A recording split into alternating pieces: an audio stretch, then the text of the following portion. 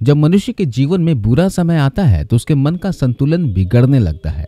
उसे गुस्सा आने लगता है, लोगों से घृणा होने लगती है, जलन होने लगती है, खुद पर वो संदेह करने लगता है, उसका आत्मविश्वास टूटता चला जाता है और आखिरकार मनुष्य का बुरा समय उसे एक ऐसे मोड़ पर लाकर खड़ा कर देता है जहां उसकी सारी उम्मीद टूट जाती है।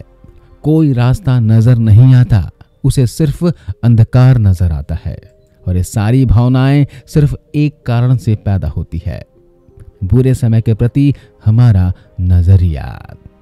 अपने बुरे समय से छुटकारा कौन नहीं पाना चाहता, लेकिन क्या सोचने मात्र से बुरा समय टल जाता है? हम सभी जानते हैं कि मनुष्य के हाथों में कुछ नहीं होता है, वो जीवन भर परिस्थितियों के हाथों बनता और बिगड़ता रहता है। अगर आप भी अपनी परिस्थितियों के हिसाब से संचालित नहीं होना चाहते तो आपको देखने का नजरिया बदलना चाहिए। बुद्धिमान आदमी अपने बुरे समय को भी अवसर में बदल सकता है। वास्तविकता में एक सिद्ध पुरुष अपने बुरे समय को अपनी ताकत में बदल देता है। बुरे समय में वो और ज्यादा मजबूत बनता है। शायद ही ऐसा इंसान इस धरती पर मौजूद होगा जिसके ऊपर कभी बुरा समय नहीं आया होगा, लेकिन कुछ लोग बुरे समय में हार मान लेते हैं, आत्महत्या तक कर लेते हैं।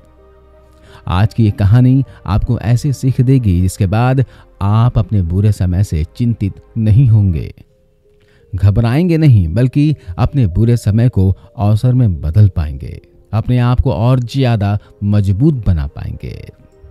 कहानी शुरू करने से पहले मैं आपको बताना चाहता हूं कि अगर आपके पास समय नहीं है तो इस कहानी को यहीं पर छोड़ दें, क्योंकि कहानी को अगर आखिरी तक नहीं सुनेंगे तो आप पूरा ज्ञान नहीं ले पाएंगे। और बुद्ध कहते हैं कि अधूरा ज्ञान ज्यादा खतरनाक हो जाता है। तो चलिए कहानी शुरू करते हैं। अपना ध्यान कहानी पर टिकाए रखें, बारीक से बारीक बात का मतलब समझने का प्रयास करें, जिससे आपका पूरा जीवन परिवर्तित हो जाएगा। सुनने को ही ध्यान बना लो, उसके बाद आपको अभूतपूर्व शांति की प्राप्ति होगी। मोहन के पिता के गुजर जाने के बाद जिम्मेदारियों का पहाड़ मोहन के कंधों पर आ गया था। उसे अपने बचपन के वो दिन याद आ रहे थे जब उसके कंधों पर कोई जिम्मेदारी नहीं थी।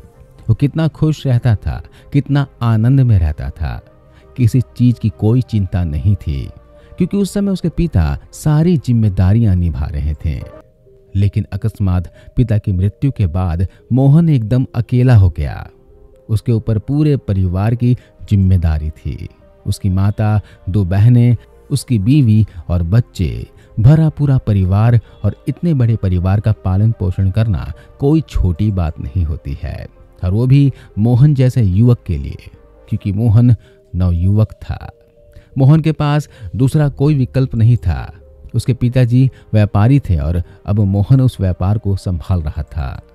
लेकिन लाख कोशिश करने के बाद भी उससे गलतियां हो रही थी। वो बहुत परेशान हो जाता था। उसे समझ में नहीं आ रहा था कि वो किससे सीख ले, किससे व्यापार के बारे में पूछे।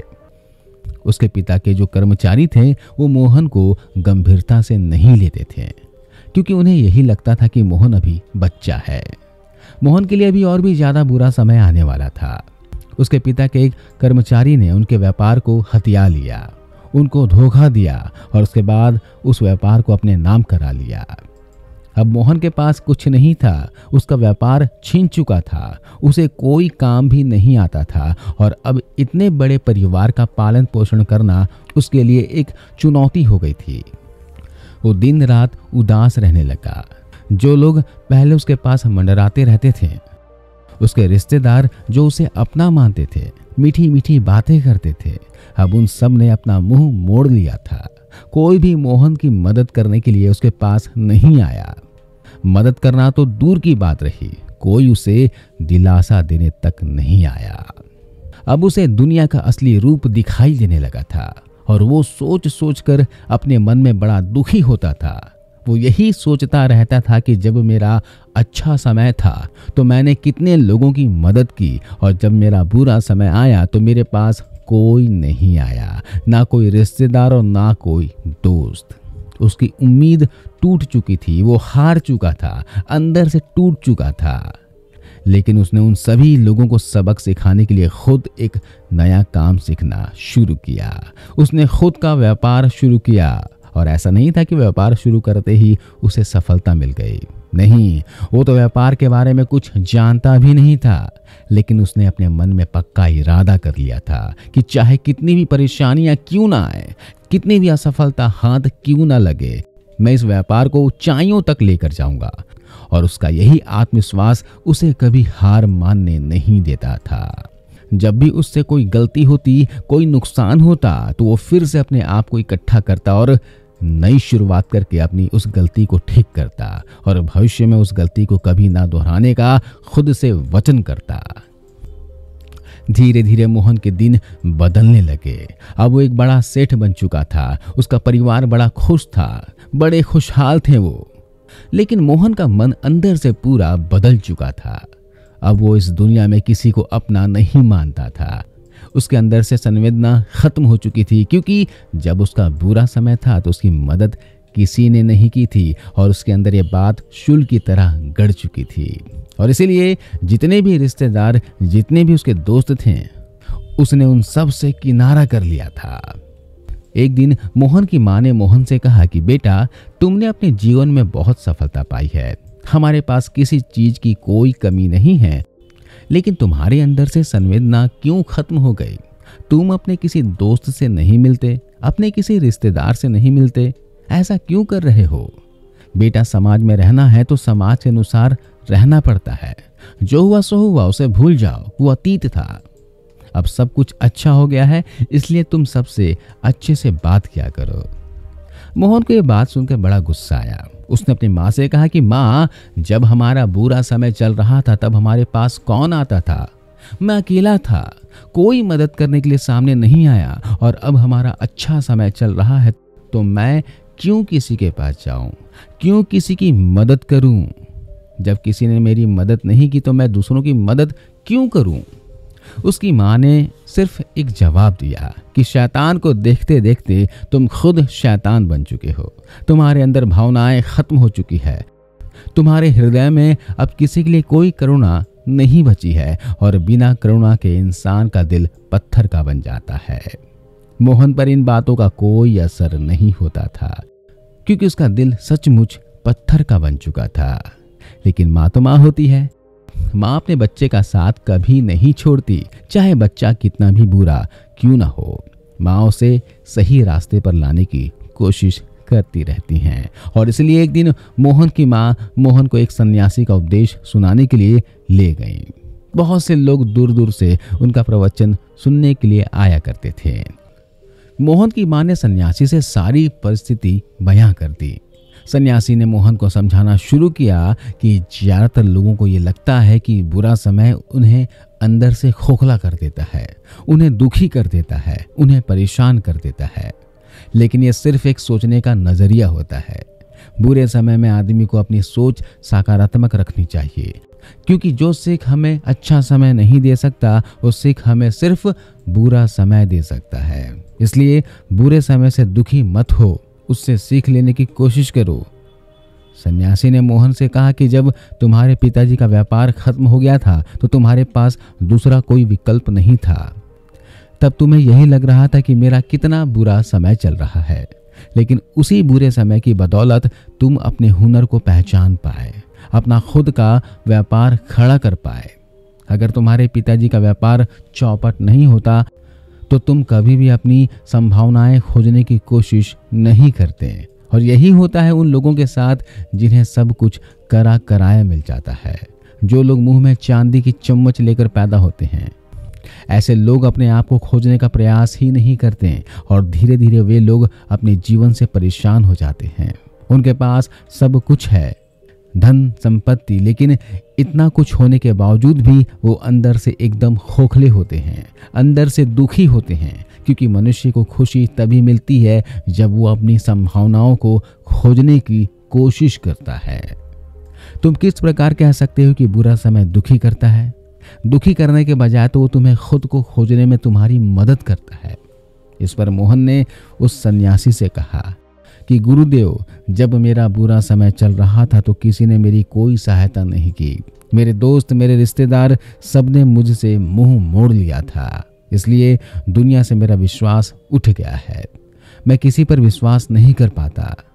सन्यासी ने कहा कि यह भी तो एक बुरे समय की बहुत बड़ी सीख है कि अच्छे समय में तो सब लोग तुम्हारे साथ खड़े रहते हैं, लेकिन बुरे समय में तुम्हारे साथ कोई नहीं होता। यही इस दुनिया की हकीकत है, और ये हकीकत तुम्हें तभी पता चली जब तुम्हारा बुरा समय आया। अगर तुम्हारा कभी बुरा समय नहीं आता तो दुनिया को पहचान ही नहीं पाते। पहले तुम सब पे विश्वास कर लिया करते थे। कोई भी मनुष्य, कोई भी तुम्हारा दोस्त, कोई भी तुम्हारा रिश्तेदार तुम्हारे पास मदद के लिए आता था तो तुम उसकी बिना सोचे समझे मदद कर दिया करते थे, चाहे वो तुमसे झूठ ही क्यों ना बोल रहा हो। लेकिन बुरे समय में तुम्हें पता चला कि कौन अपना है और कौन पराया। कौन तुम्हारे बुरे समय में तुम्हारे साथ खड़ा रहेगा, ये भी तुम्हें तभी पता चला। और ये सीख जो तुमने अपने समय से ली है वो तुम अपने जीवन भर नहीं भूलोगे। हो सकता है कि जब तुम्हारा अच्छा समय था तो लोगों ने तुम्हें समझाने का प्रयास किया हो, तुम्हारे पिता ने भी तुम्हें समझाया हो, तुम्हारी माँ ने भी समझाया हो, लेकिन उस वक्त तुम्हें यह समझ में नहीं आया होगा। लेकिन जो सीख तुम्हें अब मिली है वो तुम कभी नहीं भूलोगे। सन्यासी ने आगे कहा कि दुनिया में दो तरह के लोग होते हैं। एक तो वो जो अपने बुरे समय से दुखी हो जाते हैं, चिंतित रहते हैं, उदास रहते हैं, परेशान रहते हैं। लेकिन दूसरे तरह के लोग भी होते हैं जो अपने बुरे समय को अपना ढाल बनाकर अपने पूरे जीवन को मजबूत बना लेते हैं। रास्ते पर चलते समय जब आदमी को ठोकर लगती है तभी उसे पता चलता है कि रास्ते में पत्थर कहाँ पर है। अगर उसे ठोकर नहीं लगती तो उसे हमेशा यही लगता है कि रास्ते में कोई पत्थर नहीं है। और जीवन के इस पथ में जगह जगह पर तुम्हें पत्थर मिलेंगे जिससे तुम्हें बचकर निकलना होगा, और वो तुम तभी सीखोगे जब तुम ठोकर खाओगे। ठोकर खाने के बाद ही तुम रास्ते पर देखकर ध्यानपूर्वक चलोगे, जीवन के प्रति ज्यादा सतर्क हो जाओगे। अपने आप से ये सवाल करो कि अच्छे समय ने तुम्हें क्या सिखाया और बुरे समय ने तुम्हें क्या सीख दी। तब तुम्हें पता चलेगा कि बुरा समय तुम्हारे लिए अच्छा था, क्योंकि जीवन उसी से निर्मित होता है। तुम्हारे पिता जब तक जीवित थे तब तक तुम्हें जिम्मेदारियों का पता भी नहीं था, लेकिन तुम्हारे पिता के जाने के बाद तुमने अपने घर को किस प्रकार संभाला, ये सचमुच तुम्हारा विकास है। भले ही तुम ना देख पाओ, लेकिन वास्तविकता में उस बुरे समय के बाद ही तुमने जिम्मेदारियों को समझना शुरू किया। लोगों ने तुम्हारे ऊपर पत्थर फेंके, लेकिन तुमने उन पत्थरों से महल खड़ा कर लिया। यही तो एक बुद्धिमान आदमी की पहचान होती है। तो तुम्हें उन दोस्तों के प्रति, उन रिश्तेदारों के प्रति शुक्रगुजार होना चाहिए, क्योंकि उन्हीं के तानों की वजह से तुम खुद को खोज पाए, खुद का व्यापार खड़ा कर पाए। अगर वे लोग उस समय तुम्हें दिलासा देने के लिए आ जाते, तुम्हारी मदद कर देते, तो तुम अपने पैरों पर कभी खड़े नहीं हो पाते। ठीक उसी प्रकार जब तुम्हारे पिता तुम्हारी मदद कर दिया करते थे तब तुम्हें अपनी जिम्मेदारियों का कुछ भी पता नहीं था। तब तक तो तुम्हें यह भी नहीं पता था कि तुम्हें अपने जीवन में करना क्या है। लेकिन जब तुम्हें एहसास हुआ कि दुनिया में कोई किसी का नहीं होता, तब तुमने अपने अकेलेपन को अपनी ताकत बनाया और उसके बाद अपना पूरा जीवन परिवर्तित कर लिया। इसलिए उन लोगों के प्रति घृणा मत रखो, उनके प्रति धन्यवाद का भाव रखो। ये सकारात्मक सोचने का नजरिया है। बुरे समय में अगर तुम सकारात्मक सोच रखोगे तो तुम अपने जीवन में वो हासिल कर सकते हो जो अच्छे समय में कभी हासिल नहीं कर पाते। इसके बाद सन्यासी ने मोहन के सर पर हाथ फेरते हुए कहा कि अपने मन में हर जीव के प्रति, हर व्यक्ति के प्रति करुणा का भाव रखो। जब तुम हर जीव के प्रति करुणा का भाव रखते हो तो उससे तुम्हारा जीवन सुंदर बनता है। तुम्हारे मन में प्रेम का उदय होता है और प्रेम परमात्मा का ही दूसरा स्वरूप है।